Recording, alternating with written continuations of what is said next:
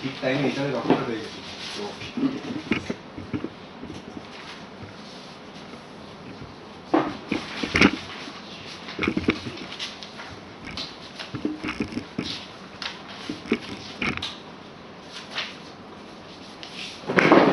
Any questions?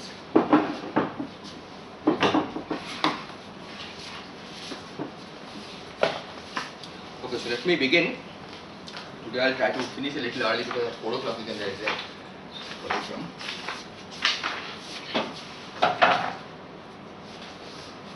Okay, so yesterday we said that if we take these gauge fields, okay, with some gauge index which I am not writing, then this vector index, internal vector index, we can split into I and I bar.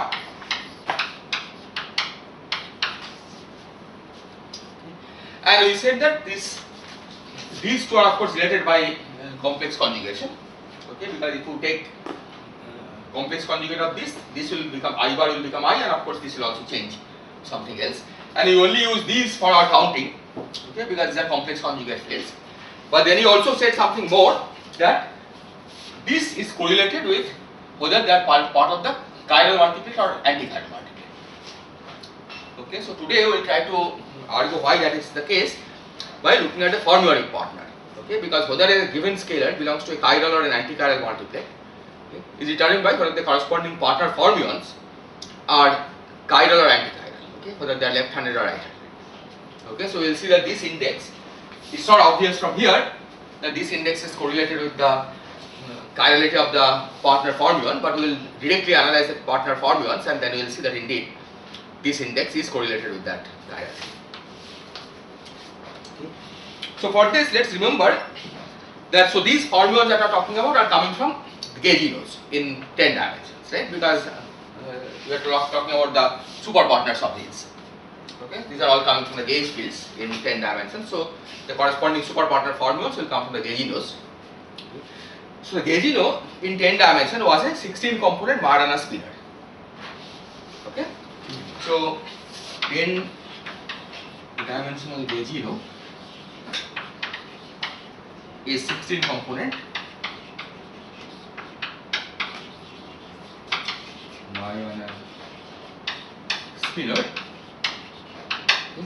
And to determine the chirality of the dimension reduced theory, okay, chirality of the fermions that you get in the dimension in the reduced theory, we have to figure out how the 16 component Majorana spinor transform under the 4-dimensional Lorentz group.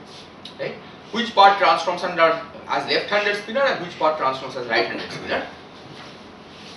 Okay, and assignment is as follows. Okay. So basically, we are looking at original tangent space group was SO91, okay, which we are now decomposing to SO6 times SO31. Okay, this is the internal tangent space group. This is the space-time tangent space group. Okay. And the 16-dimensional spinors here basically transforms as 4 2L plus 4 bar 2R. Okay, so 2L is a left-handed vibe, 2 component left-handed vibe, and this is 2R is the 2 component right-handed vibe, okay, which you can also think of as complex conjugation of these. Okay, 4 is the 4 representation of SO6. Okay, that's the spinor representation of SO6. Okay, and this is quite natural. What you see is here is that the SO6 representation is correlated with whether the spinor from the 4-dimensional viewpoint is left-handed or right-handed. So now we have to see how to get zero modes of these spinors, because those are the ones which will correspond to massless fermions. Right? If we again take the fermion, decompose it into its internal part times the x-dependent part, and then you ask for constant, when the x-dependent part is constant, does it solve the equations of motion? Right? That's how we will figure out the massless fermions. Now to do that, we have to recall that this fermion, okay, it has a gauge index. Okay, gauge index couples to the background gauge fields. That part is identical to what happens for the gauge fields. Right? because the gauge index is the adjoint index, right, which you can again decompose exactly in the same way as the gauge fields. Okay. But important part is what happens to the Lorentz index, because the Lorentz index for these is different from the Lorentz index that the gauge field carries. Okay, there it is a vector index, here it's a Spinor index. Okay, so 6 Spinor. But now you can recall that when we took look at the SU3 subgroup of SO6, and that's the relevant part because the holonomy is in SU3, right? The spin connection to which the fields couple, okay, is in SU3 subgroup of SO6. Okay. Under SU3, this 4 becomes 3 plus 1, and this becomes 3 bar plus 1.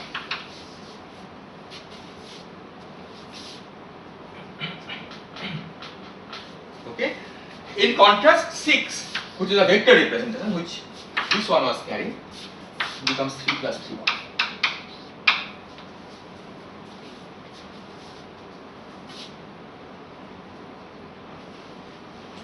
So the one part doesn't produce any massless fields for the same similar reasons to what we discussed earlier, but it's the 3 and 3 bar part, okay, which is responsible for producing massless fields.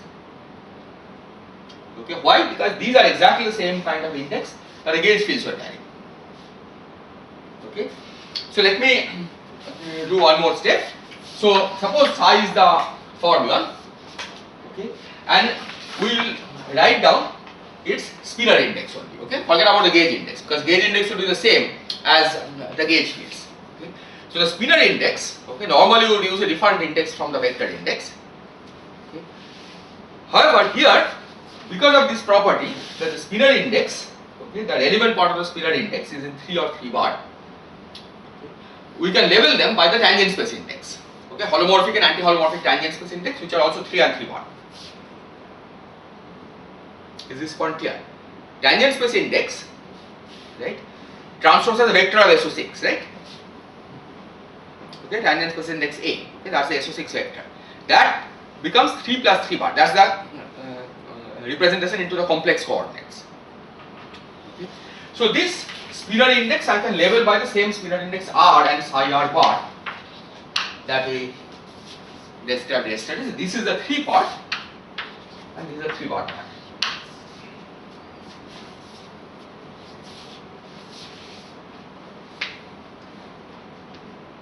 Okay, and now you can convert this to the index that A was carrying. Okay, so what you have to do, you have to multiply psi R by, let's see, E R I G I J bar.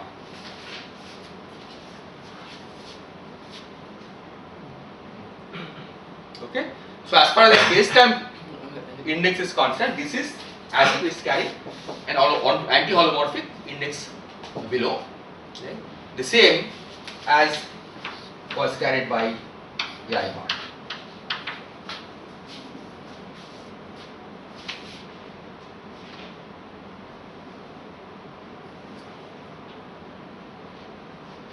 Okay, so these are the ones, okay, which will give the superpartners of these. Okay, because they are carrying the same space-time index, which means their spectrum will be the same, right? Not only the massless spectrum, but also the massive spectrum, right? Because their internal components are satisfying exactly the same, carrying the same space-time degrees of freedom, so they couple to the background metric exactly the same way. Okay, but we now see that this means that the corresponding formulas, because these are in 3 of SU3, right? These are left-handed from the space-time viewpoint. 3 of SU3 is accompanied by 2L. So these give left-handed formulas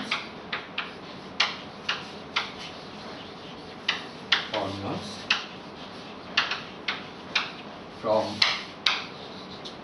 4D viewpoint, and hence these belong to chiral multiplet. Okay, that's just a definition.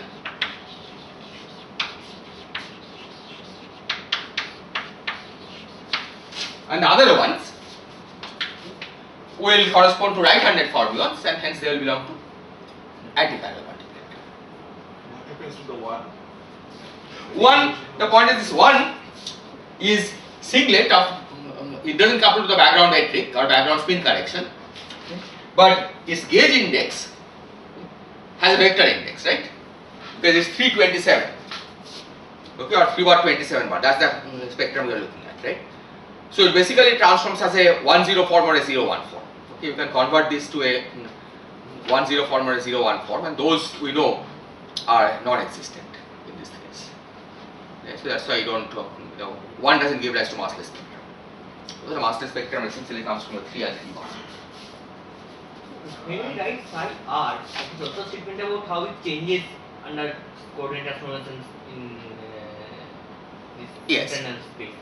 That is like vector because r is a tangent space in it. But we started with fermions. That is, when I say fermion, there is also this statement that how it changes Yes. under this statement.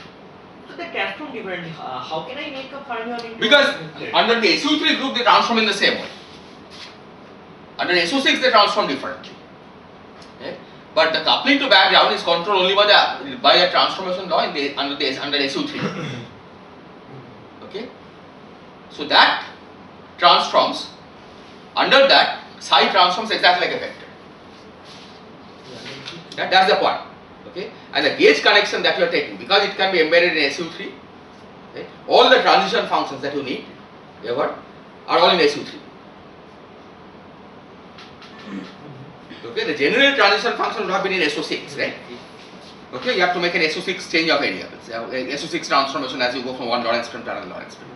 But once the holonomy is in SU3, we know that we can cover up the manifold, okay, by transition functions which will only require SU3 holonomy. So is this For holomorphic vectors, it will be like Complex change of complex coordinates, right? You are preserving you are not mixing the i's with I bars, right? The transition functions are not going to mix I with I bar, okay, and that's because of the spatial nature of the background that we have.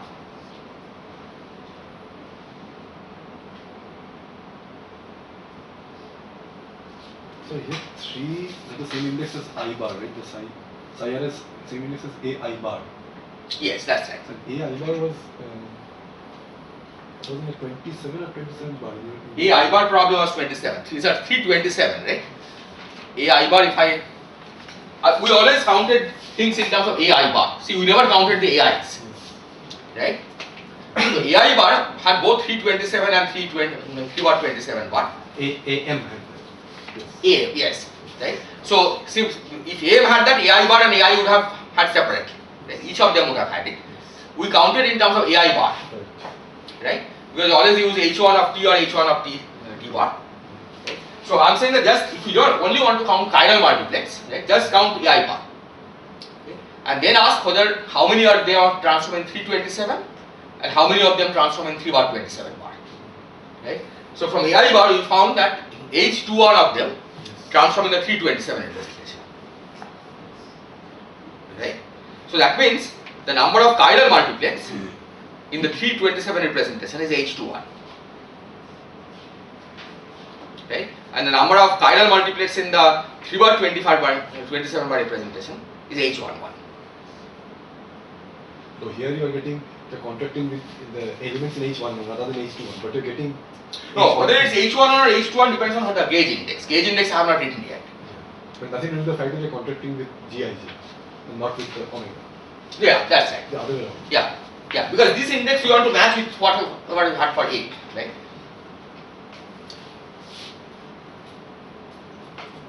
Because if we had made this into you contract with omega, right? This I bar we could have made into two index antisymmetric object, holomorphic antisymmetric object. Okay, but then the reduction from on the other side would have to be different, right? So if it's 2 index holomorphic antisymmetric object, we could only make it anti-holomorphic, right? To have an interpretation as a form, right? So in that case, it will be 2-1 form. It's a question of whether you are using a 1-2 form or a 2-1 form. Number counting is the same, okay? Or H22. Also wrote this R upstairs. That was just to get this counting correct. Well, this is a matter of convention, right? What you mean? I mean, for instance, this is 4 bar 12 bar, right? I mean, I could have extended a 4 and 4 bar. That's a matter of convention. Okay? So whether you are counting the left-handed ones as chiral or right-handed ones as chiral, okay, is largely a matter of convention at this stage. So I'm just saying, suppose your psi are downstairs. You Yes. would just contact with the inverse wheel when E are upstairs, Exactly. downstairs I. Yeah. That would seem to have the same index as AI and not AI bar, but that would be wrong. It would be wrong counting. Right? No, it will not be wrong counting. That just means that you are effectively Oh, changing your rotation. You are- chiral and anti-chiral. Exactly. You are interchanging the rotation between chiral and anti-chiral. Okay. So here I have used the notation that if the upper index is R, right, then that corresponds to 12. Right? What you are saying is that what if the lower index had been R and if you had declared it to be 12, right? You can do that. It's just a change of rotation. So the choice of what you call 3 and what you call 3 bar. Exactly. That's right. It's just what you call 3 and what you call 3 bar. Okay. So the important point is that there is a correlation between this quantum number, okay, so the corresponding formula is left-handed or right-handed, with the quantum number under SU3. Right? That if it's 312, then the other one is 3 bar 2R. Okay? Now what I am saying is you could have made this into 3 bar 12. I could have written as 4 bar 12 and 4 2R. Okay? That's a matter of convention. But that will only mean that what we are calling chiral will now contain right-handed formulas rather than left-handed formulas.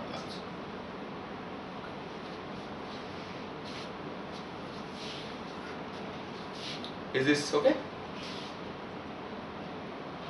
Maybe did you make any statement about how many of these objects will be there as you did yesterday's class? Exactly the same counting now.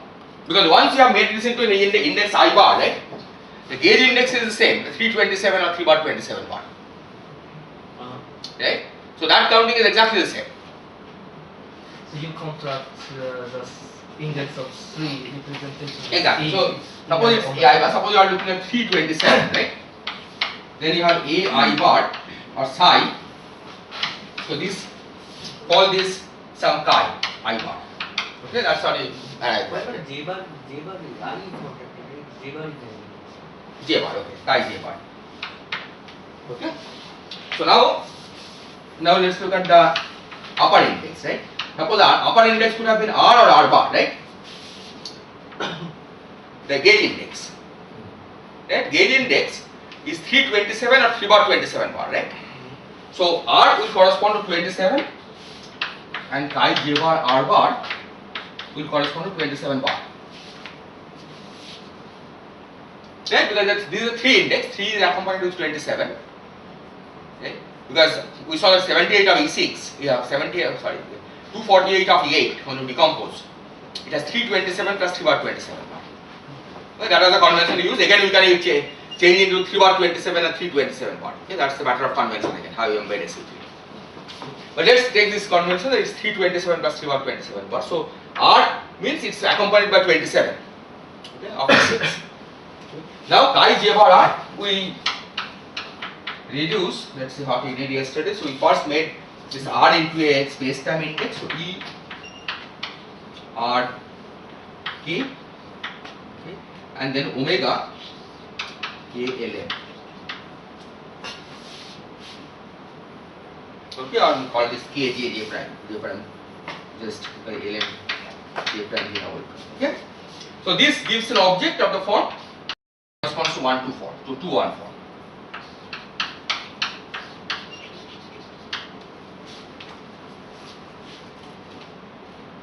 Right? So number of such objects is H21. Okay.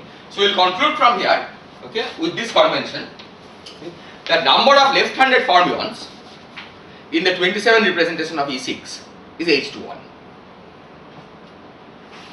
Okay, that will be the conclusion from here. Okay. Similarly, number of left-handed fermions in the 27 bar representation of E6 will be H11. Okay, because if we had chi JR, chi J bar R bar, we are already counting J bar, chi J bar R bar, the way we will reduce this chi J bar R bar E R bar T bar and G J I, the G K bar I. Okay. So this now has an index phi J bar I, okay, and this is counted by H11 number. Okay. So this is accompanied with 27 bar. Okay. So you will say the number of left-handed formulas in the 27 bar representation is given by H11. Okay, it's always left-handed that you are counting because this index you are fixed to be J bar. Okay, if you had changed it to J, okay, then the corresponding thing would have given right-handed formulas, but the counting should be exactly opposite. Okay. So if there are H1 to left-handed formulas in 27 representation, then there are also H1 to right-handed formulas in the 27 bar representation. Okay, that's by CPT. Okay, you take the CPT conjugate, it becomes right-handed formula in the opposite representation, right? So that counting you don't have to do separately. That's why you are counting only left-handed formulas. Okay? And counting only left-handed formulas means that we fix this index to be always J bar. Okay, this is the index that came from space-time. Lorentz rotation. The chi is different here. The R index is contracted, right? Chi only has J bar index. Here, why are you writing this R index? No, this R index is coming from the gauge. Oh, okay, subtract, that is it. Subtract. Yeah, that is subtracted on this side, right? So this R index is coming from the gauge part. Yeah, that's Okay? Because the 3, again, we are using the fact that the gauge connection is the same as spin connection. Right? So a 3 of SU3 we can identify as the tangent space index. Right? That's what we did yesterday, right? For the gauge fields. That part is exactly identical here also. Right? So the only difference here was that here you are starting from a spinor of space-time. Here you had a vector of space-time. Right? But what this analysis is showing is how to convert a spinor index to a vector index when you have SU3 holonomy. Okay? This is of course not true in general. Okay? But when you have SU3 holonomy, under SU3, a spinor and vector transforms in the same way. Okay? Leaving aside those singlets. What was the comment regarding the CPT you said? So here you are saying from the chi bars, you are getting some number of chirals and some number of Anti-chirals. some number of left movers, some number of right movers. Yeah. And CPT will give you exactly the same with the chirality interchange. Oh, but also the representation interchange. The 27 of left-handed 27 will become right-handed 27 bar. Right? So that counting you can see from explicitly from here also, right? If you want to count right-handed formulas, you have to use J index, right? Not the J bar index, then it will be exactly opposite. Right? So you can check that that is the CPT invariant spectrum of the spectrum. You can explicitly check here.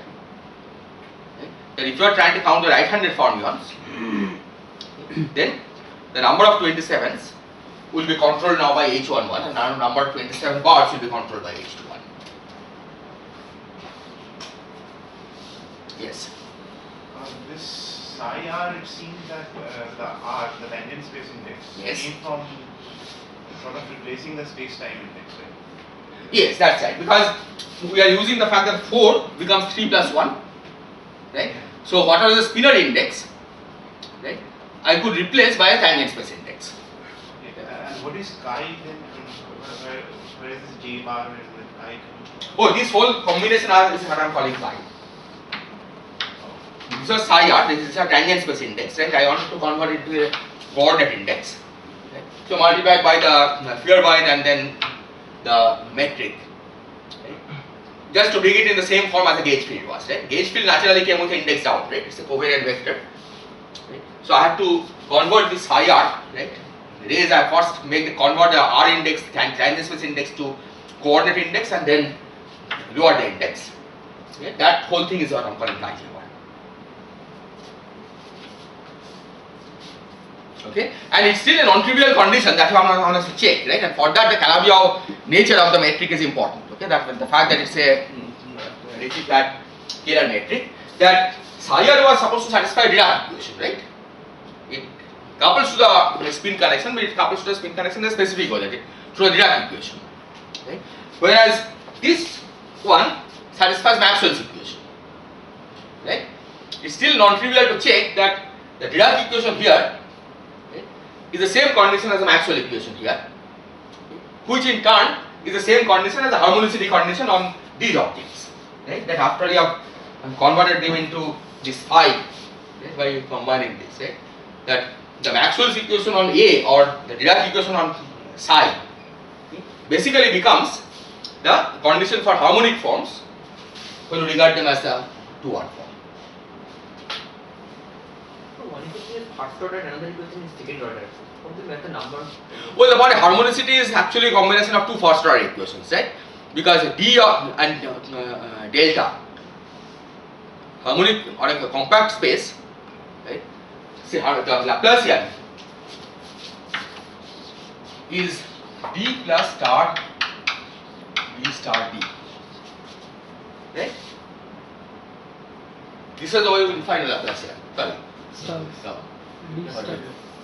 D star D star D star D plus D star D star, right? Yes. Okay. So this one some phi equal to 0. This was the harmonicity condition. What one can check, okay, just by multiplying by phi and then integrating by parts, is that this implies that d phi should be 0 and star d star phi should be 0. Okay, so this is the way you can make connects to this. These are two first order equations. Okay, and this is something you can compare with the Dirac equation. So how to construct chi j bar? Is that chi j bar from psi alpha? Oh, chi j bar. This is the definition. No, that's not that one. This one on the right. Chi This? j, yes. I Chi think- j bar r bar. Yeah, I think that. No. It's a. This one? This one, yes. I think that one is constructed from psi r bar. Is that? No. So see, this r bar index is slightly different from that one. Let me Okay. repeat again. So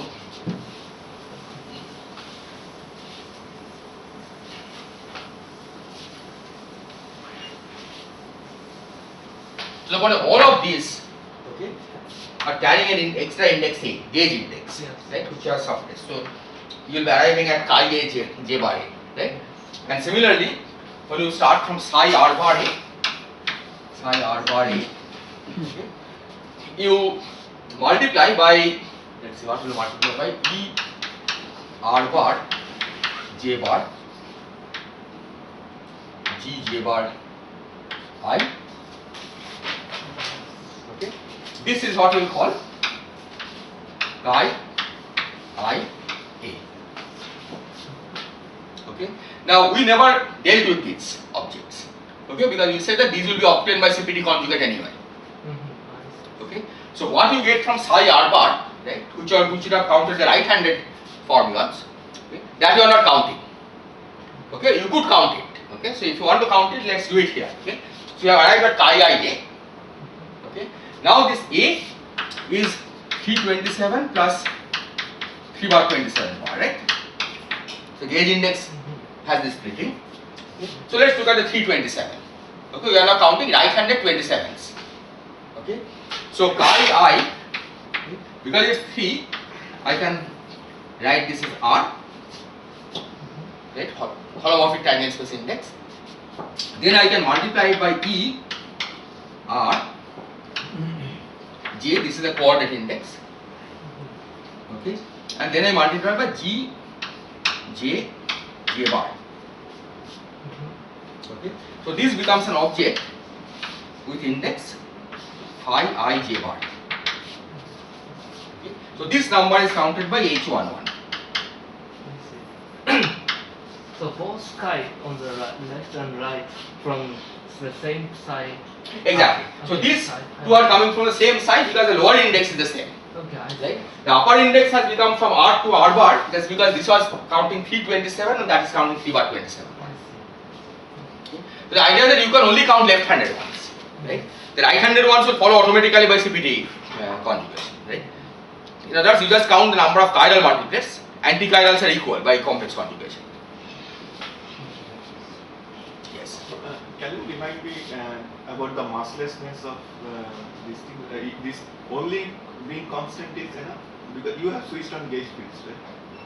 Yeah. So the point is that I mean you can do a more thorough job, right? But typically, if you have a massless field, right, that has the feature that when you take the field to be constant, it should solve the equation of motion, right? A massive field has a term like m square mu, right, or m square phi square. But here also the Dirac equation will be some del plus some a acting on the fermion. Exactly. That's right. That a we are replacing by omega because spin connection is equal to gauge connection, right? And it's that whole thing. Okay? Oh, that's That whole thing becomes the harmonicity condition. Right? That's the reason that we cannot forget this index, right? Or the upper index, right? Both indices are taken into account. Right? It's just that instead of thinking of both index as one index as a space-time index, other one as a gauge index, we treat both as space-time index. Okay, and that is possible because the spin connection and gauge connections have been set. Is this clear?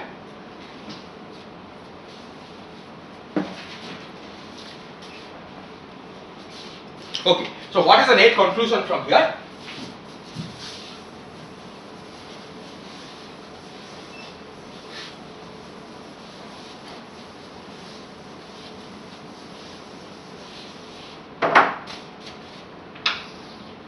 So number of left-handed 27 is H21 or H12 and number of right-handed 27 is H11.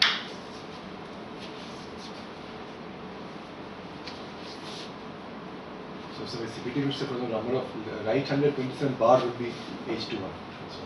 Yes, that's right. Number of right-handed 27 bar will be H21 and number of left-handed 27 will be H11. Bar. Left-handed 27 bar, yes. Thank you. H1. Yeah, that's right. Yeah. So, in fact, what you can do is you can drop this sentence, right? And you can say number of left-handed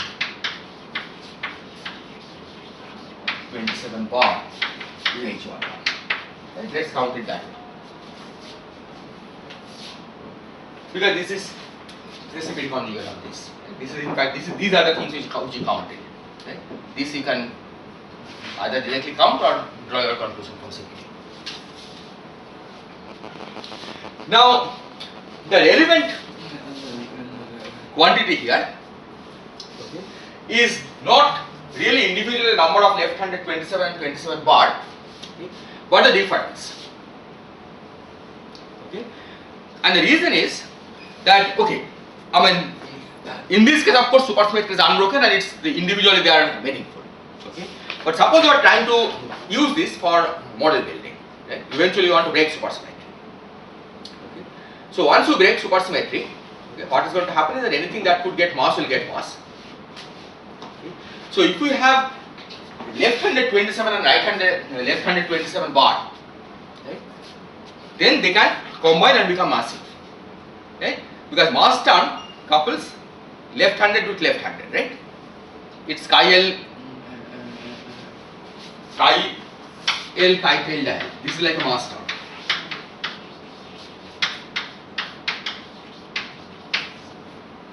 Okay. So this would have been impossible with consistent AC's gauge symmetry. Okay. If we just had 27.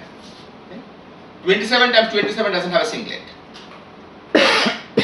But 27 times 27 bar always has a singlet. Okay. So you can write down a term mass term like this. Okay. Not in this theory. In this theory, these are massless. Okay. But if you had found some mechanism to break supersymmetry and do something, or even generate superpotential.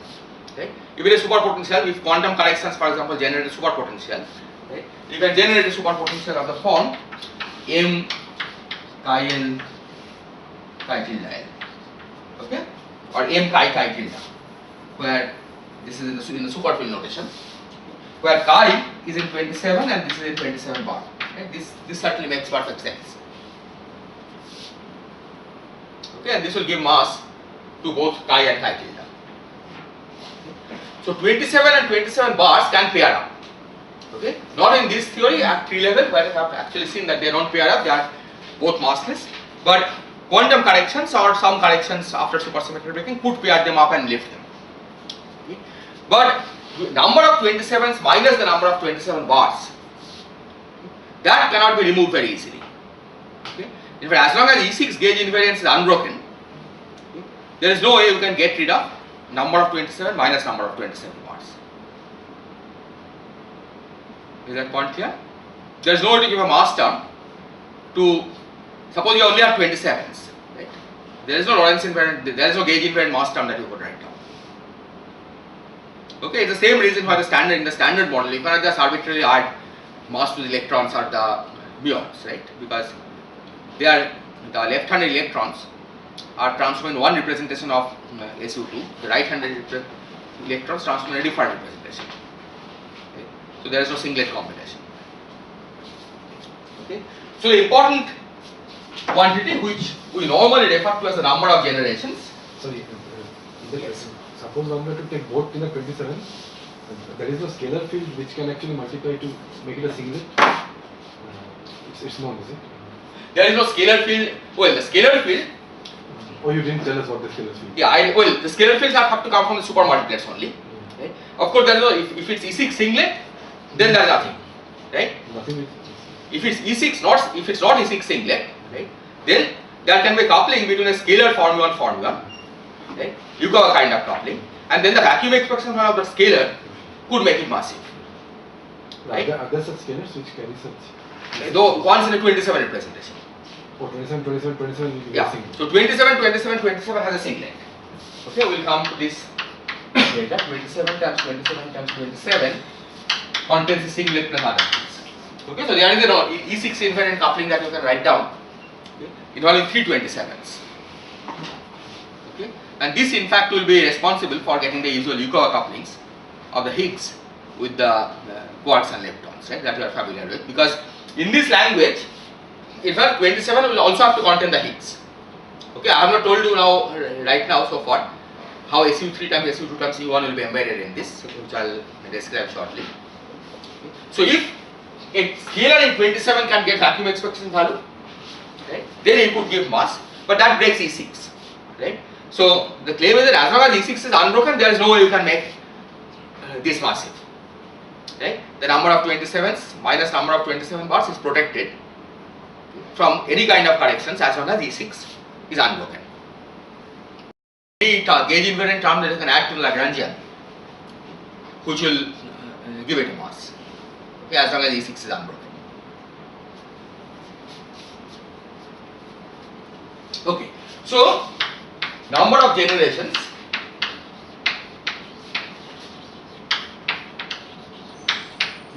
one defines as the difference between these two numbers. Okay, in fact, mode of the difference, mode of H21 minus H11. Okay, why mode? Because as I said, that what you declare as left and what you declare as right is largely a matter of convention. Okay, so if you find that there are more right-handed ones than left-handed ones, so you can always declare them as left-handed. Okay, that's why you count the total number, the mode of H21 minus H11.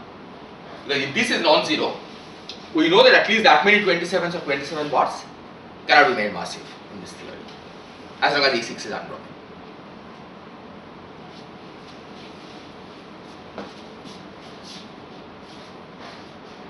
And for E6 unbroken, people have figured out such terms in the superpotential will lift the difference of the number of that become massive.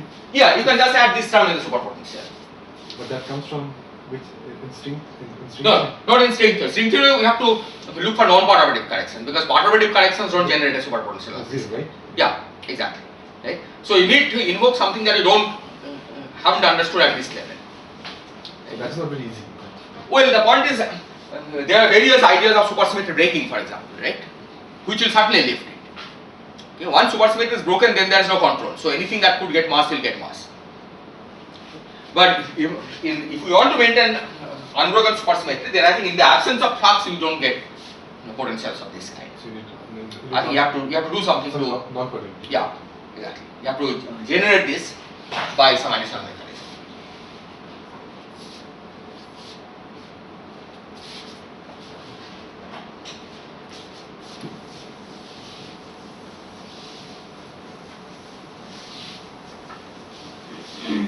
Okay, now it turns out that this number has a nice interpretation.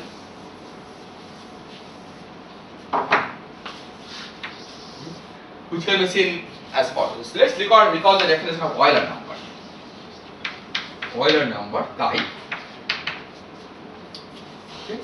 What I want to define the Euler number is that it's sum over n dn minus 1 to the power n. Okay, these are the Betti numbers. Okay, so this is b0 minus b1 plus b2 minus b3 plus b4 minus b6. Sorry, minus b5 plus b6. Okay, so let's do this counting. So b0 is 1, right? Okay. b1 for a Calabi-Yau is 0, right? No 1 form, neither 1 0 nor 0 1 form. So this is 0, minus 0. Plus b2. Okay, b2 is coming from basically 1 1 forms, right? There are no 0 2 or 2 0 forms. So that's h11.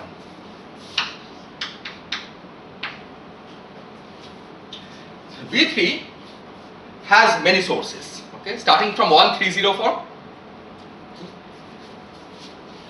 130 form plus 2 1 forms, h21 number of them, plus 1 2 forms, plus another 03 form. So that's 1. And then the rest actually follows from Poincare duality. So B4 is the same as B2, that's H11.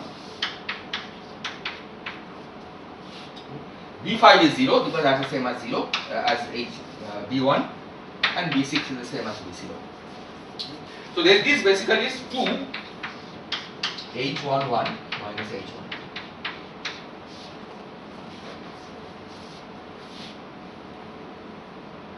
Okay.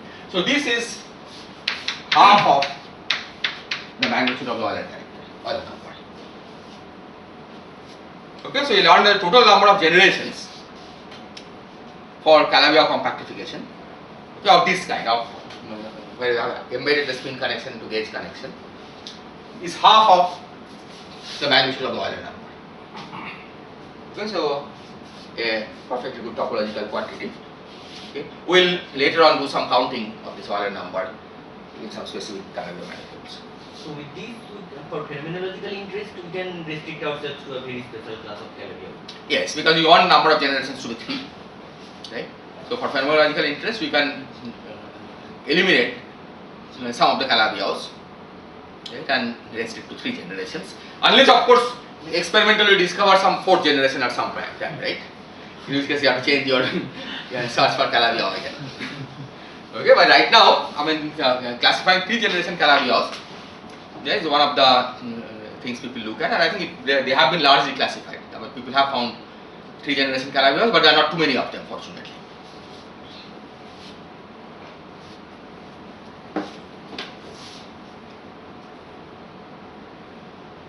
Okay, in fact, in the initial days when the number of Calabi-Yaus were known were small, people thought that probably the number of generations is always even, because that's what was found. Right? 3 generation models were not found in the first set of searches, but then slowly people did find Calabi-Yaus in 3 generations. Okay, now let me describe why E6 is relevant.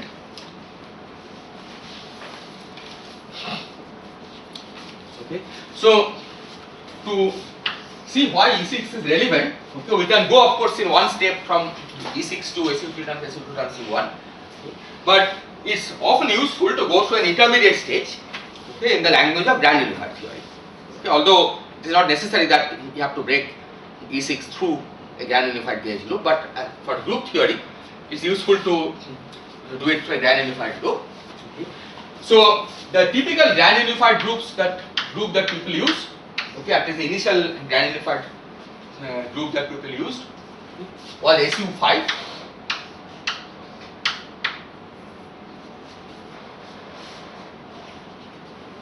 okay, which contains SU3 times SU2 times U1. Okay, in fact, in a natural way, okay, SU3 is the first 3 by 3 block, SU2 is the 2 by 2 block, and U1 is the U1 of SU5 that commutes with these two. Okay. Now, why is this group important? It's important because it turns out that not only that the SU3 times SU2 times U1 fits inside SU5, okay, but the known particle spectrum, okay, and let's count only the left-handed particle spectrum, okay, because right-handed ones are just conjugates, repeating conjugates. The known left-handed particle spectrum, okay, fits in nicely into the SU5 representations. Okay. So the standard model spectrum, so spectrum of quarks and leptons, okay, they basically fit into 5 bar plus 10 of SU.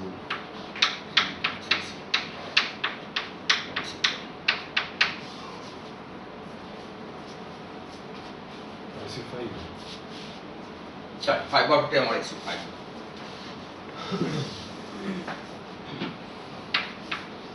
This is only left-handed. Only left-handed, yeah. Okay, right-handed ones will be just conjugates of these.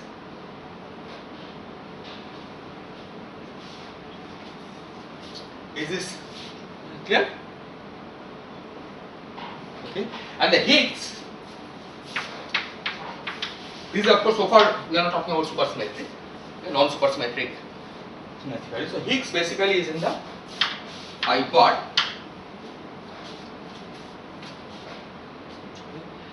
And the way this works is there is a 5 bar 10 coupling,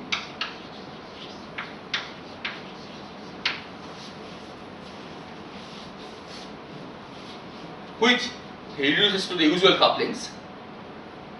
Okay, the 2 couplings we need. This is one of them, and the other one. So this is, let me write this as 5 bar Higgs, okay, so that this distinguishes between which are quark of which are leptons. So this is one, and we also need 5H 10 10.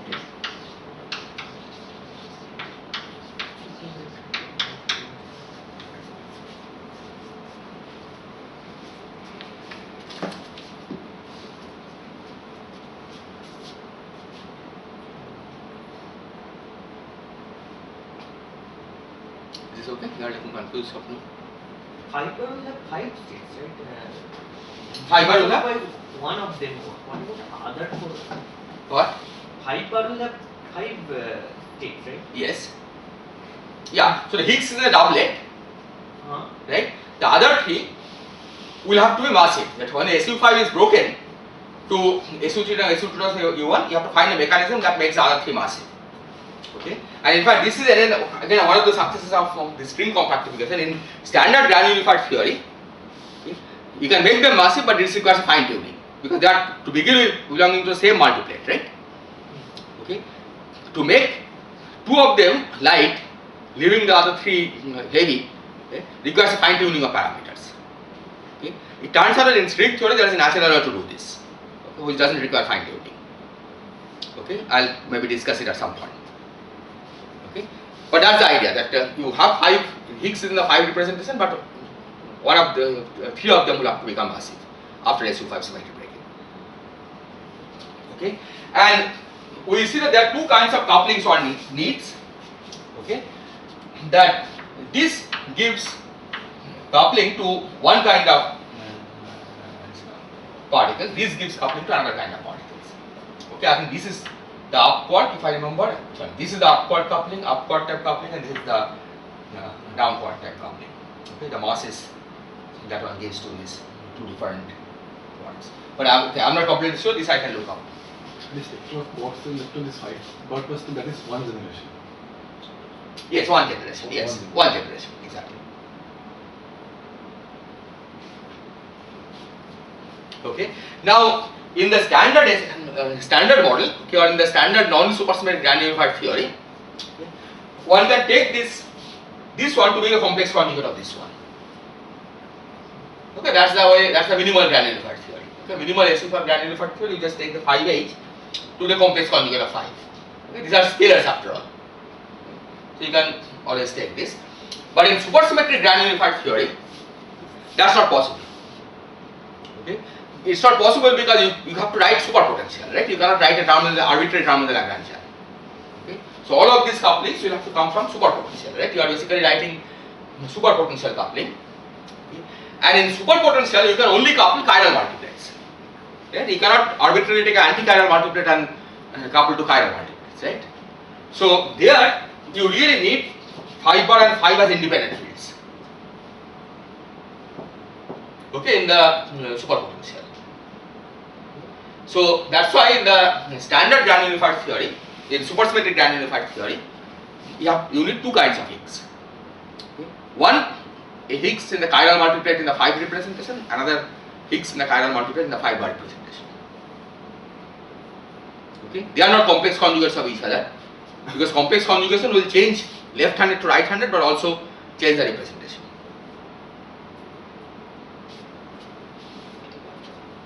Is this clear?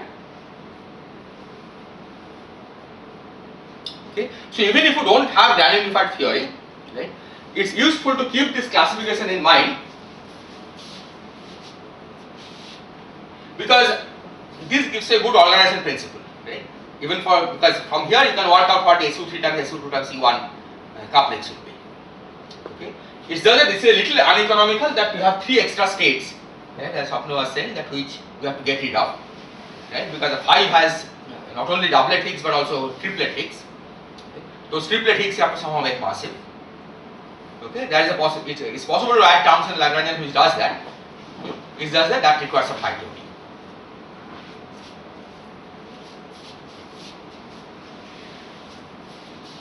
And in the 5 plus and plus 10 quarks and leptons are mixed up, or? Yes, so each multiplet contains both quarks and leptons. And it's not the quarks are in a separate multiplet than the leptons. So what will happen to those massive 3 Higgs? Well, if their massive at the granular unified level, then it's okay. Right? If their mass is less, then there is trouble because they typically mediate proton decay. Right? Exchange of those Higgs, one can show in this granular unified theory, mediates proton decay. So you really have to make an effort to make them massive, right, at the level of the granular unification scale.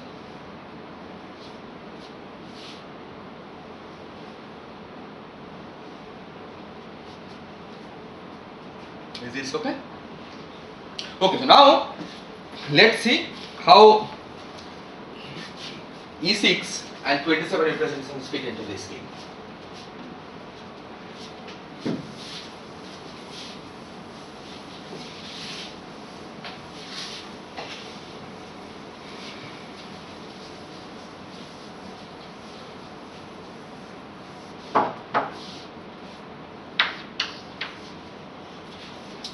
Okay, it turns out the E6 contains SU5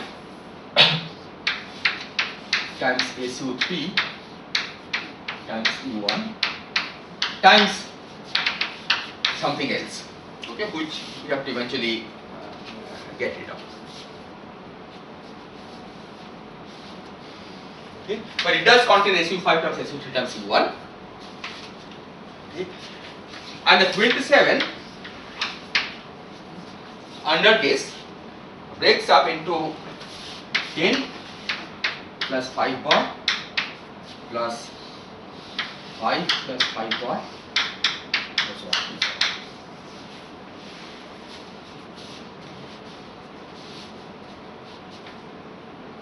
1. Okay, these are two singlets of SU5 plus SU3.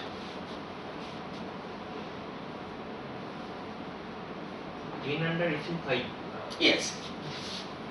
5 bar under SU3. Sorry. This is everything on the SU. This is not SU. I was mixing up into SU5 times U1 times U1. Well, times something. Which you don't care about, because SU theta and SU 2 and so on come at the next stage. This is all SU5. All SU5, yes. They all SU5 representation. Okay, and you see now that we did indeed have the correct spectrum, because this 10 plus 5 bar is what we need for quartz. Okay, and another 5 bar and 5 is what we need for Higgs. Okay, so this 27 can supply 10 plus 5 bar, the quartz and the Higgs, both kinds of Higgs that we need. Okay. And the Yukawa coupling of the kind 27 times 27 times 27, okay, this has a singlet.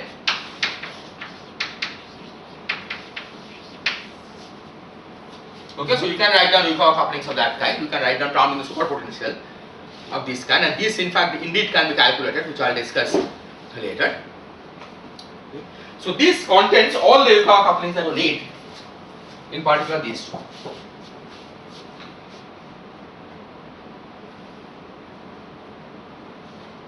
Okay, the Higgs coupling to the 10 and 5 bar that you need for eventually giving mass to quartz and leptons. What do you do with 1 and 1? Well, one of the ones is useful because that's the right-handed neutrino. Okay, you can use that to give, because we know that we are missing something from the standard model anyway. 5 bar plus 10 doesn't contain a right-handed neutrino. Okay, that's how to start. And the 16 splits under SU5 into 5 bar plus 10 plus 1. Okay, so that SU10 can also be embedded into E6. Okay, there, this part 10 plus 5 bar plus 1, okay, gets converted to 16. Okay, so certainly one of the ones is useful for as candidates for right-handed neutrino. Okay, the other one, well, you have to just make it massive. Okay. Even the right-handed neutrino, right, we expect it is very massive, right? In the seesaw mechanism for giving mass to a neutrino, right, the singlet right-handed neutrino has a very large Majorana mass, right? And the light neutrino mass is basically because of the fact that you get the m nu, you get of the order of m square over the large mass. This is the mass of the right-handed neutrino, right? And this is typically coming from various Yukawa couplings. And so you do need large mass for this right-handed neutrino anyway to give mass to the low mass to the neutrino that you know of.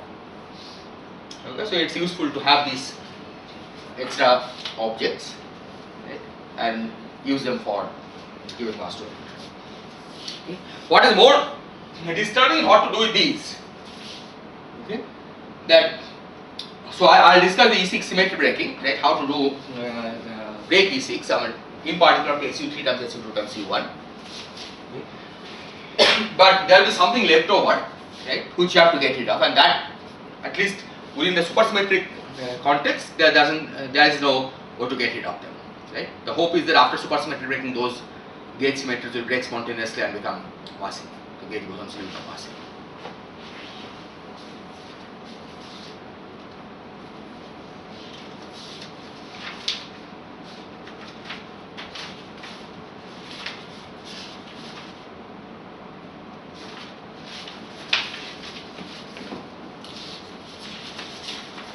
Okay, are there any questions to this point? Did you say this 27 cross 27 cross 27, the singlet of that provides all the coupling? Yes, because the point is that that's the only coupling you can write down, right? If you are trying to couple 3 27s, you have to only write a singlet combination, right? So the fact that 27 times 27 times 27 has a singlet, right, is tells us that it's allowed to write, that we are allowed to write down such a coupling, right? Now you write down such a coupling, and then it's group theory to decompose this into couplings between these various representations, right? You know, precise group theory determines what precise coupling these 3 27s will have, right? There is a unique singlet that you can write down, right? That coupling is completely fixed. Using that, you can figure out how these various fields will couple with each other. Right? And what I'm saying, that coupling will involves couplings of this kind. Like these are determined in terms of this. Exactly, right? So the overall coefficient, of course, is not fixed, right?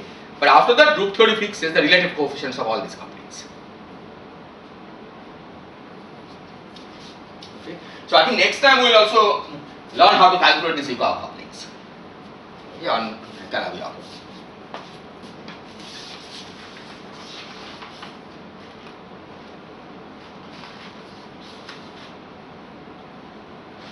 Okay, but let me today give some examples of some calculations. First, then I will discuss how EC3 is broken.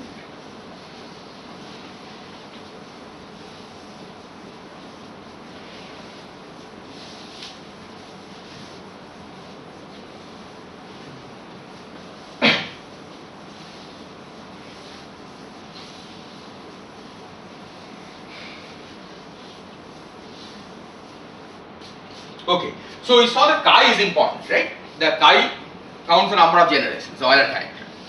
Or you can also try to individually calculate H1 or H1. Okay. So let me first do the individual counting of H1 or H12, and then we will see how to count chi more directly. So we will consider the quintic in CP4 that we have been discussing, quintic in CP4.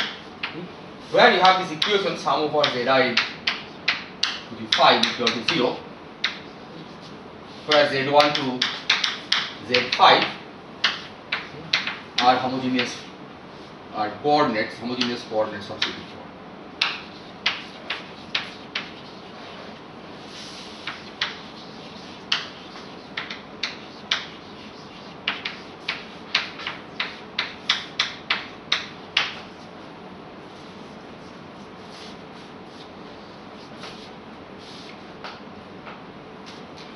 Now it turns out that in these manifolds, okay, which is just surface, embedded surface in CP4, H11, which is counting the number of 1-1 forms, it basically comes from the Kähler form of CP4 restricted to the surface. Okay, Kähler form of CP4, there is a 1-1 form of CP4 because CP4 is a Kähler, has a Kähler metric. Okay. So you take that 1-1 form, okay, and restrict to this subspace. That gives a candidate H11. Okay, that doesn't mean that this is the metric. This gives a metric on the Calabi-Yau, okay, because that requires Ricci flatness. Okay. But it gives a representative class. Okay.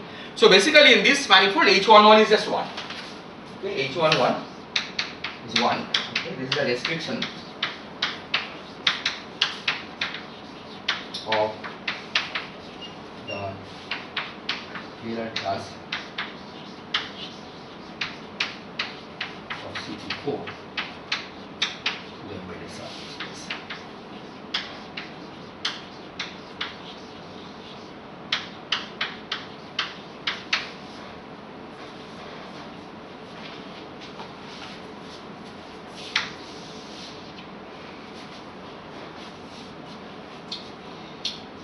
Now H12 or H21, this is the number of complex structure moduli.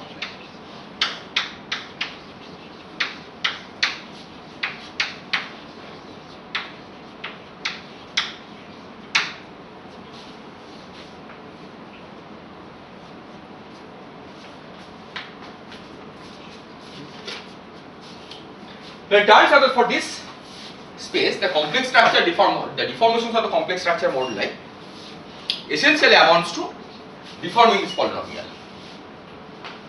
Okay. So this is quintic. So we don't want to change the fact that it's quintic, okay, because the formula for the Chern class that we derived, right, that was based on the fact that we have a quintic polynomial in CP4, so you have to keep it quintic. Okay. And after all, these are homogeneous coordinates, right? So if you want to deform it, right, you cannot deform it by something which is not quintic, right? Because it should transform homogeneously. So what you can do is that you can write down possible deformations of this by writing down arbitrary polynomial, arbitrary deformations of this, okay, by adding a degree 5 homogeneous polynomial. Is this clear? So a general deformation is sum over I zi to be 5 plus sum over I1 to I5 a I1 to I5 z I1 z I5.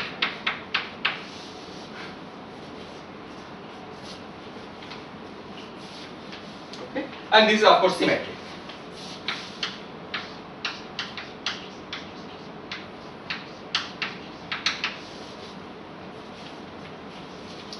So these deformations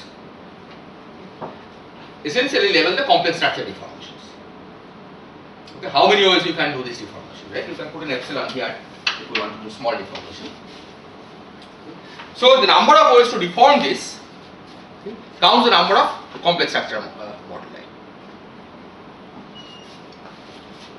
Okay, so that's a 5 index symmetric object, right? Each index takes 5 values because there are 5 zi's. Right?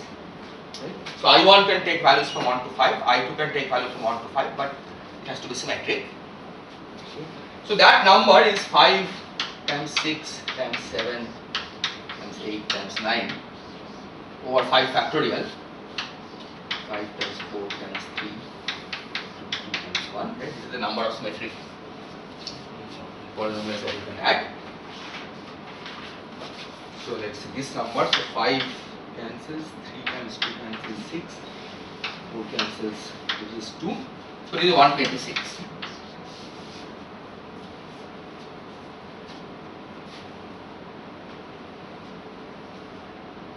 Okay. There are 126 ways you can deform this polynomial. Okay. But not all of these are physical deformations. Because some of these may be induced by coordinate change. Right? Imagine that we take z and take it to a linear combination of z's. Right? That's a homogeneous change of coordinates, right? That basically means that we are changing the coordinate system of that we are using to label this surface. So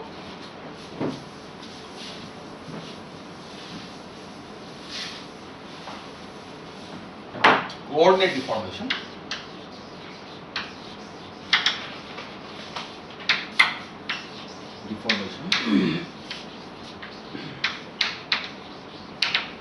basically involves zi goes to sum over j equal to 1 to 5 aij zj. Okay, so these are constants.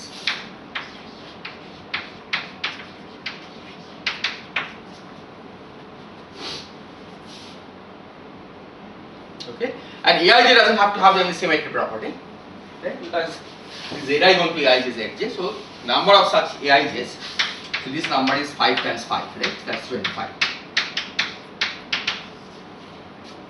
And is that similar to having that surface equation with arbitrary? Well, I'm saying that take the surface equation and replace zi by zi plus epsilon aij zj, right? So this is just change of coordinates of CP4, right? It looks different because you have changed the coordinates of CP4. Right? So that will give part of these deformations, right? Some of these deformations will be of that kind. Right? Those we don't want to count as deformation of anything, right? Because there is a coordinate change. Okay? So these many deformations are trivial out of those. Okay? So this gives H21 as 126 minus 25, that is 101.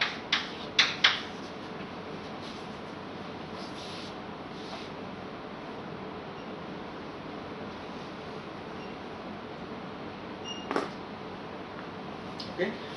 So if you remember, chi was 2 H11 minus H21. So H11 is 1, this is 101, which is minus 200.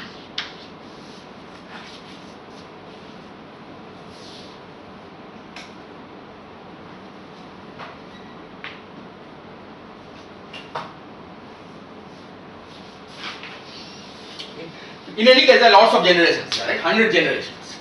Okay? 101, H21 is 101, H11 is 1. Okay, not very helpful. Okay, but fortunately we can reduce it. Okay, which will be described. Okay, so there is another way of doing the counting of Euler character. Maybe I'll describe that later. But let's right now for time being see how to reduce this number.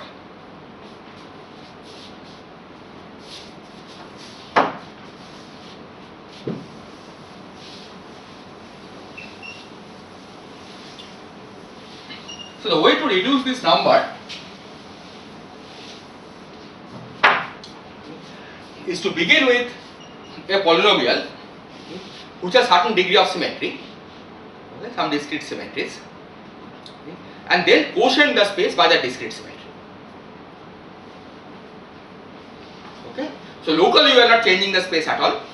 Okay, we are just making some identification of points on this in this space, okay, which are related by these discrete symmetries.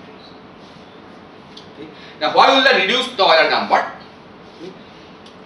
The way to reduce the Euler number, okay, there are various ways to see this. That some of the forms, okay, which are being counted earlier in the Euler number, okay, will now be odd under that symmetry, will not remain invariant under that symmetry, right? So, when you make a projection, some of those will be removed. Okay. But this by itself doesn't tell us that it will be reduced, right? Because the Euler number has some positive terms and some negative terms. Okay. To see that it will be reduced, okay, it's useful to represent the Euler number as integral of the Euler density. Okay, this probably you are familiar with. Okay? The Euler number of any manifold can be written as integral over the manifold of something. Okay, the Euler density.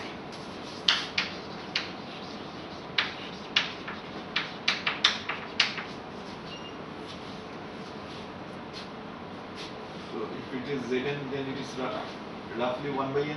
Yeah, not roughly, it's exactly 1 by n, because if you know mod out by discrete group, right, which has no fixed point and so on, right, so it's really quotient. Okay. Then what's going to happen is that you are doing this integral, okay, suppose n is the number of elements of the discrete group, right, you will only integrate over 1 over n times this manifold, right, okay. Or the integral over the whole manifold you will interpret as n times the actual answer, right, because the actual manifold is n times smaller. Okay. So Euler number will basically get divided by the order of the group. Okay. So chi of m by g will be basically chi of m divided by the order of g. This is for free action, for fixed point free.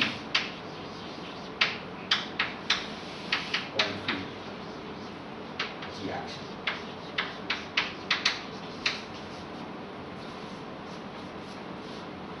Okay. So this way you can reduce the number of reduce the Euler number and the number of generations. Yeah, if you have fixed point, then you have to add extra fields. Yeah, you have to add fixed point, then you have to do more work because you have to now count also the kind of blow-ups that you have, add their Euler character, contribution to Euler character and so on. Right? So let's consider the free action. Right now.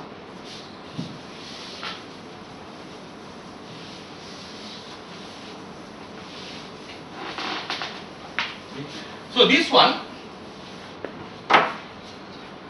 this manifold, not the deformed one, okay, but just this one, okay, the original metric that we wrote down.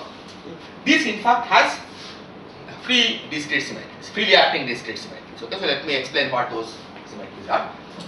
So the first, so it has in fact the Z5 times Z5 symmetry. The first Z5 acts as cyclic permutation of the Zi's. Okay. So what it does is it takes Z1 to Z2, Z2 to Z3, Z3 to Z4, Z4 to Z5 and Z5 to Z9.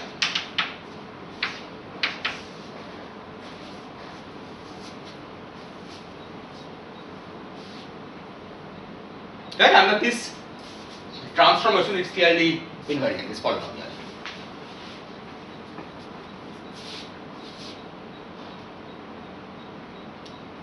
Now why not arbitrary permutation? If you could have made an arbitrary permutation of the zi's, right? That would have also left this Porter-Lehmann invariant. Okay, what would have gone wrong in that case?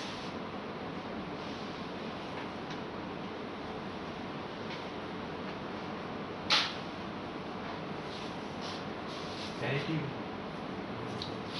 Parity, well, I mean, we are not saying right now demanding anything about the parity. Yeah, it will basically have fixed points, okay, or fixed planes. Okay. Imagine that you are exchanging Z1 and Z2, right?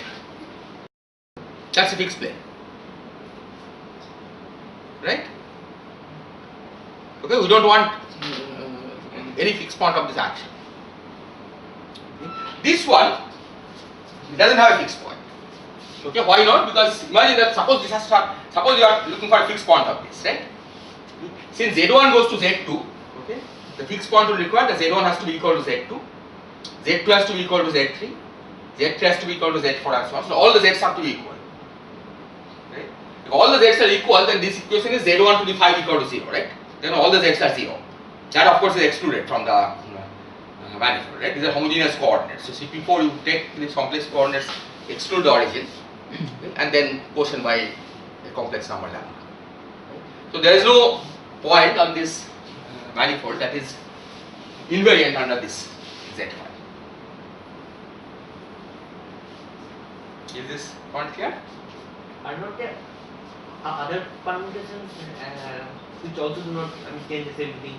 No, any permutation, any other permutation you can think of, right, will have this property.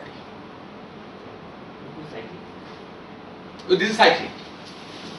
We have picked the cyclic loop. But any are there permutations which are not cyclic Yeah. but changes everything? Even then you can basically suppose it breaks up into two. So if it's not cyclic, right, then that means you break up the whole set 5 into a set A and a set B. Set A gets permuted among themselves and set B gets permuted among themselves, right? Set all the elements of set A have to be equal to each other. All the elements of set B to be equal to each other. Right? That will still be a non-trivial equation that you could solve, right? You don't have to set all the zi's to 0. Okay, so only permutation, only that that is free from fixed point is the one which mixes all the states, all the elements, and that's a cyclic group. Okay, there is second Z5. The last term, on the complex structure deformations, Yes. this was not the symmetry of the equation. No. So that was the H21 will reduce now. Right? Oh. Now the H21, see the H11 will remain the same. Right? And this is a symmetry of CP1, of CP4. Okay? The Euler character is going to reduce. Right? So the only way it reduces is because H12 reduces. Right? Now the only those deformations are allowed which will respect this symmetry.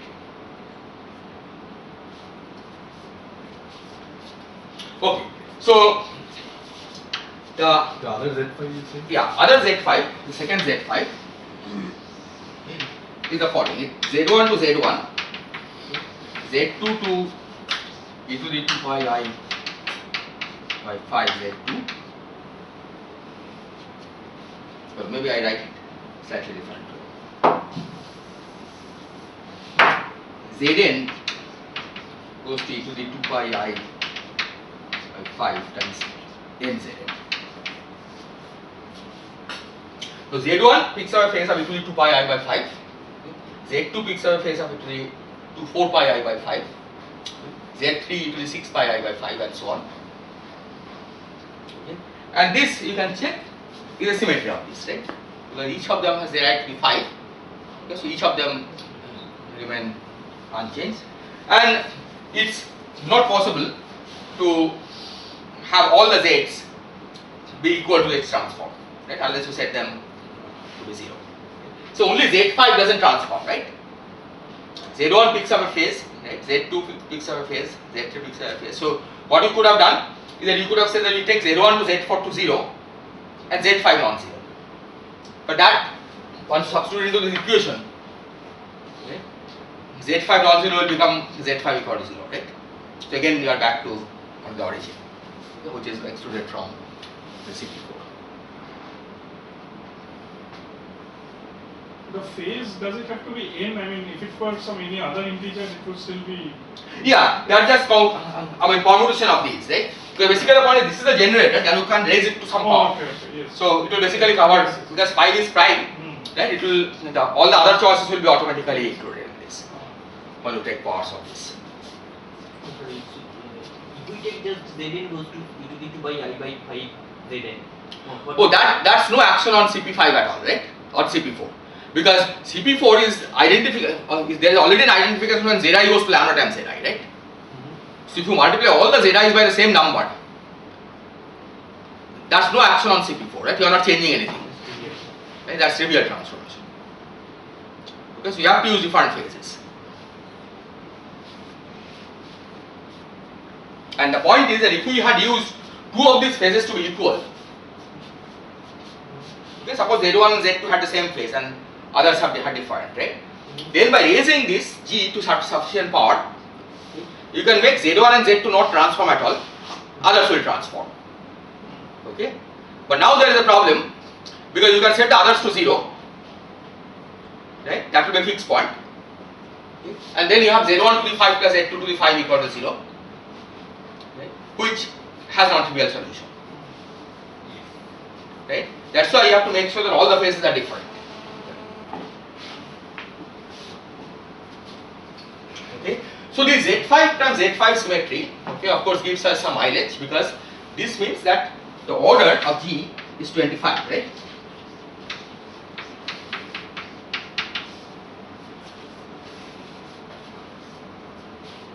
So chi becomes minus 200 by 25. That's minus 8. Minus 8.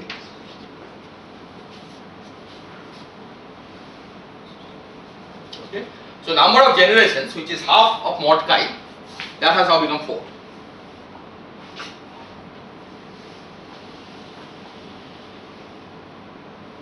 Is this clear? Okay. And you can verify that there are precisely 4 deformations of this polynomial that you can write down, which is invariant under Z5 times Z5. Not 4, 5. Because number of complex H1 to now has to be 5, right? Okay, because H1 is always 1, right? So if the number of generations is 5, is 4, then that should be 5 deformations, and you can precisely write down 5 deformations of this. Okay. One is product of all the Z's. Right? Z1, Z2, Z3, Z4, Z5. Okay, that you can easily verify is invariant under this one as well as this one. Okay, and there are 4 other you can write down. Okay, with some effort.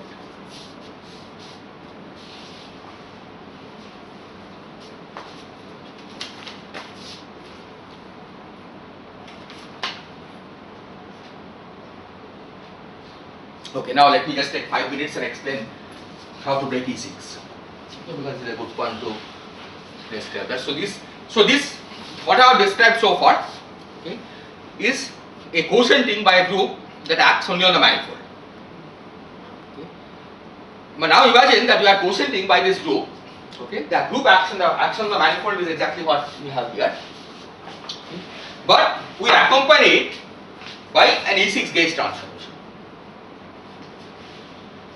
Okay, that is equivalent to switching on some kind of Wilson line. Okay. See, the point is, once you have made these identifications, you have got non-trivial cycles in the Calabi.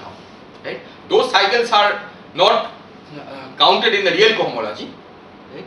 Because those cycles are of the kind that when you take 5 times around the cycle, you come back, the cycle becomes contractible. Right? So basically, what are these cycles? Take a point P.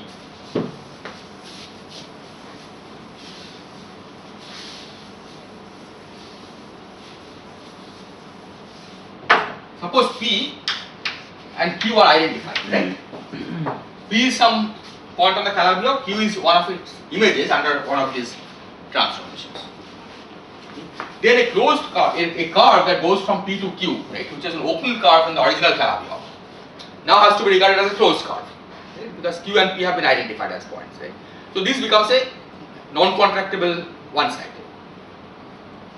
Okay, but 5 times this is contractible, right? You go from P to Q, Q to its image, say Q prime, right? Q prime to Q double prime, its image. From there, let's say 1, 2, 3, Q triple prime, 4. But now, image of Q triple prime also P, right? Because applying 5 times the group transformation brings you back to the original point, right? It's identity transformation. So while this is non-contractible, right, going around it twice, see Q prime, this curve is the same as PQ curve, right? Because P is identified with Q and Q is identified with Q prime. So this curve basically is the image of this. This is the image of this. So it's like going around the same curve. Original Calabi-Yau manifold, it looks like going around different curves, but in the ocean, it's like going around the same curve 5 times. Okay, that is contractible. Okay. So these cycles are not counted in a cohomology, in a real cohomology. Okay. They will be counted in integer homology, but not in real homology. Okay. Nevertheless, you can have integral A dot dl from P to Q non-zero. Okay, this is what we call discrete Wilson line. Okay. Provided when you take 5 times this, that's a trivial Wilson line. Okay, because you don't want to produce any field strength, right? You can produce integral A dot dl non-zero, right, without producing field strength if this one doesn't bind any two-dimensional subspace, right? Because then you can use Stokes' theorem to write integral A dot dl is equal to integral of f, right? And non-zero value of integral A dot dl will require non-zero value of f. Okay. So 5 times this must be 0. Okay, must be 0 as a group element, which means e to the I 5I times integral A dot dl must be equal to 1.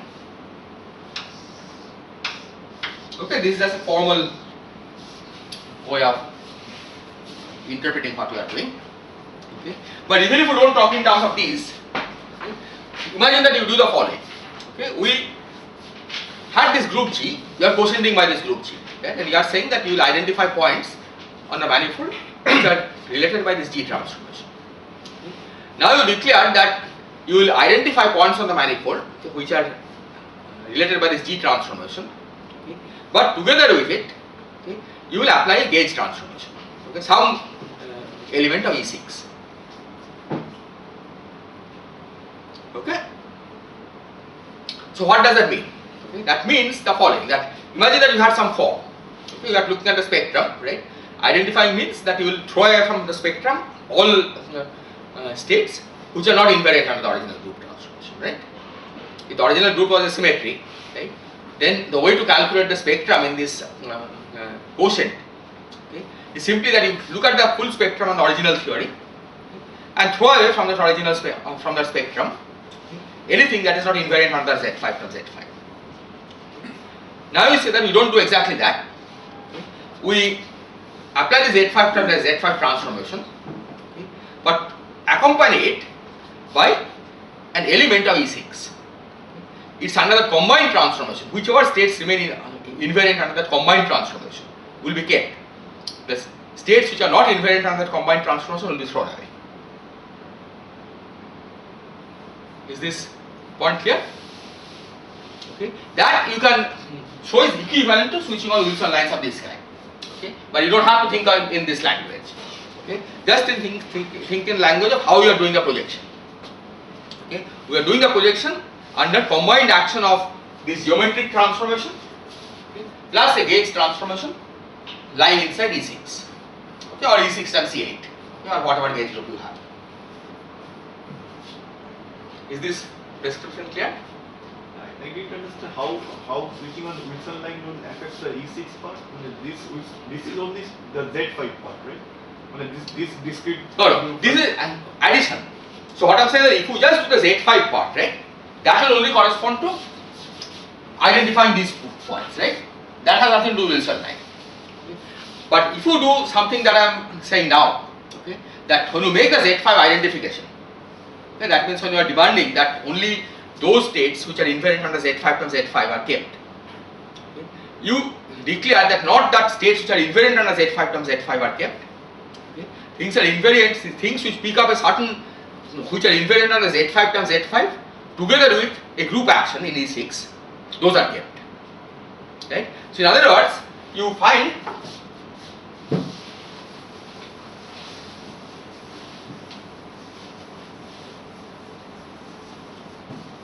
suppose G is the discrete group.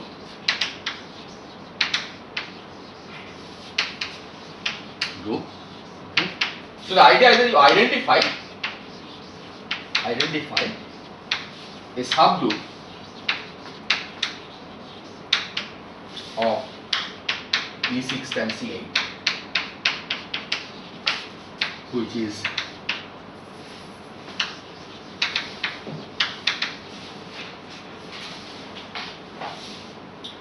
which is not isomorphic. We can say isomorphic, but I mean it's enough. It's homomorphic, right? Map can be made to one.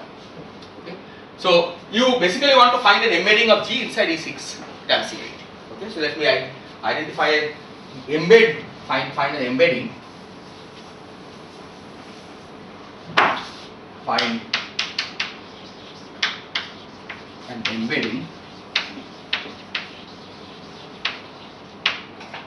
of G inside E6 times C8. Okay, call this G tilde. There is some subgroup of E6 times C8. Okay, and the idea is there is a map from G to G tilde. Okay, many elements of G may go map to the same element of G tilde. Okay, so the map is not one to one. Okay, for example, if G is Z5 times Z5, okay, G tilde will be just Z5. Okay, that imagine that all of these map to identity inside G, and these map to some Z5 subgroup of G.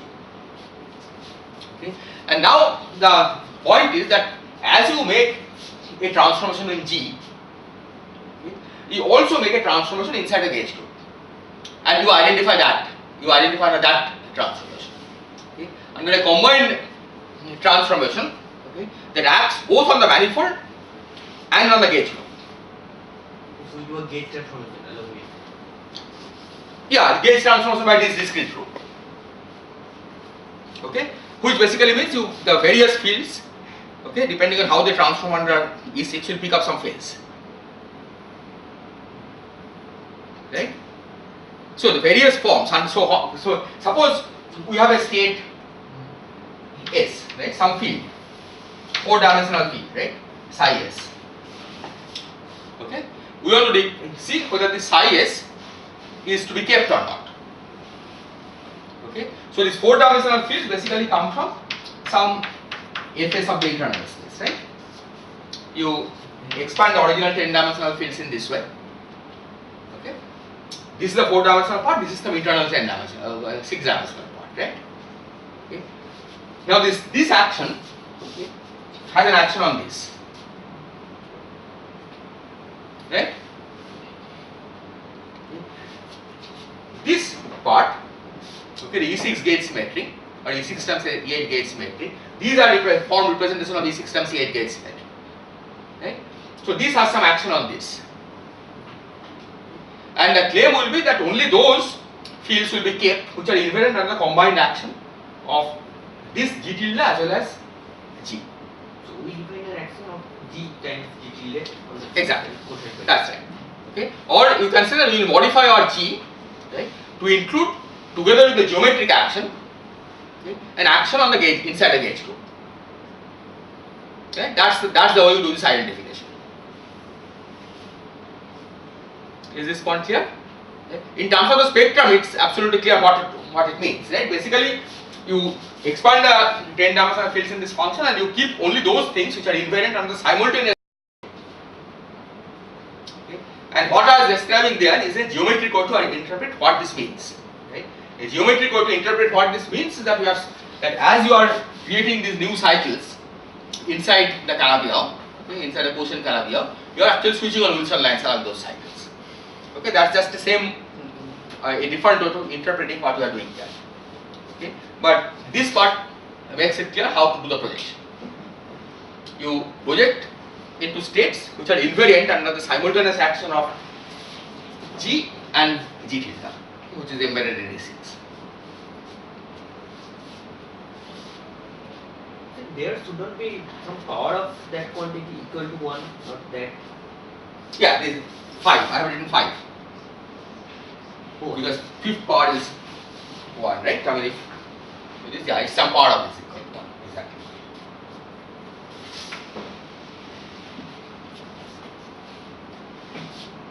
Okay, now why?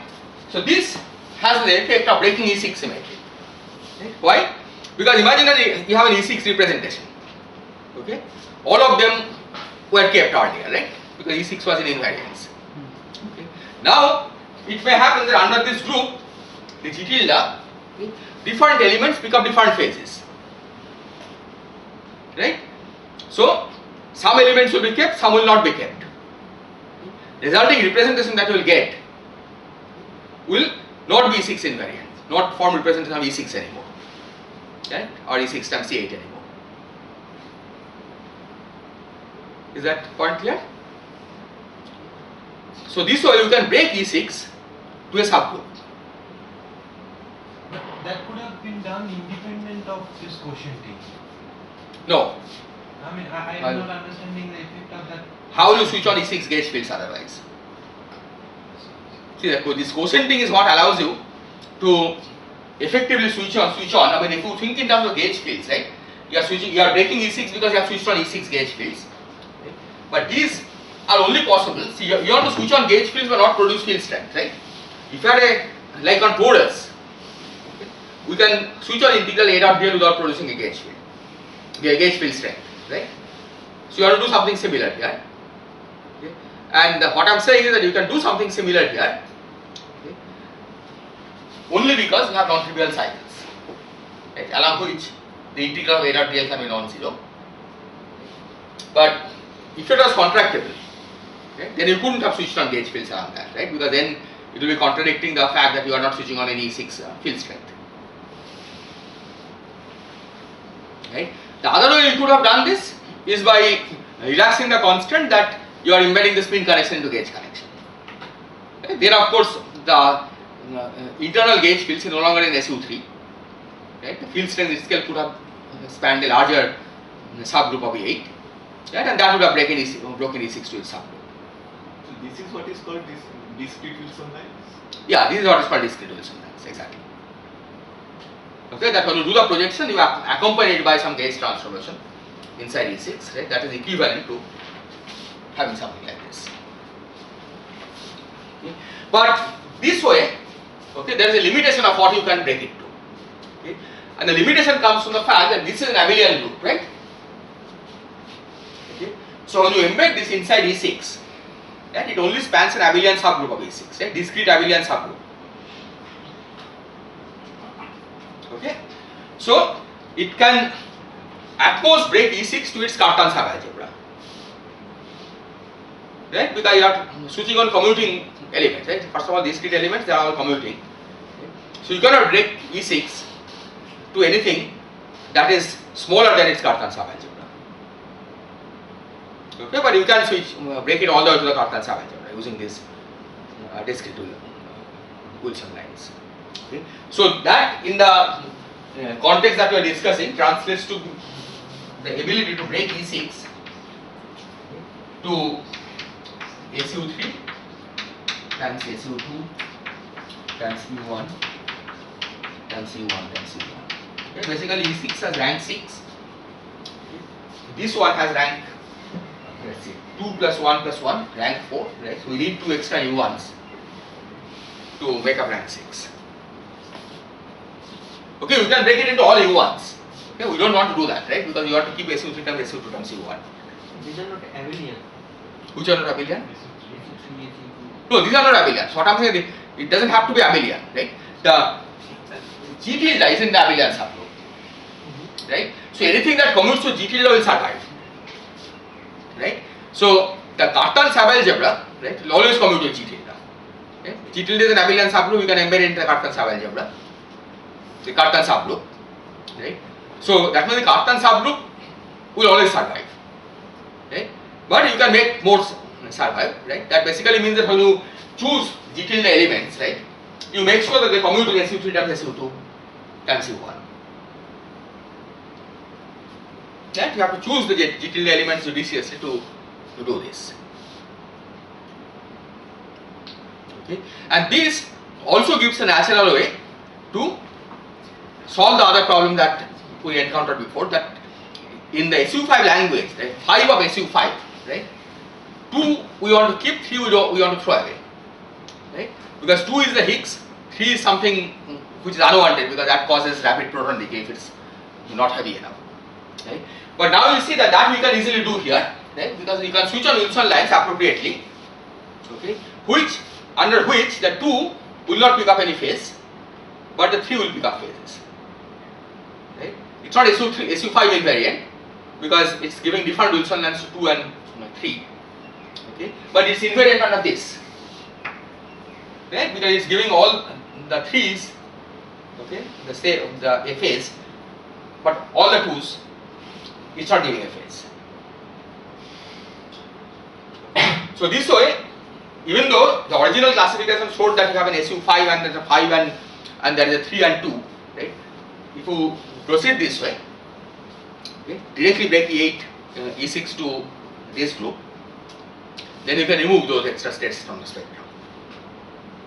Still you have 4 generations, right? That is not 4 generations, yes. But that's not good. You have to find models with 3 generations, right? But as I said, there are Calabi-Yau known which are with 3 generations. Right? This is just an example. Okay? In this example, you cannot do anything better. Okay, so I think I'll stop here and then we'll continue next week.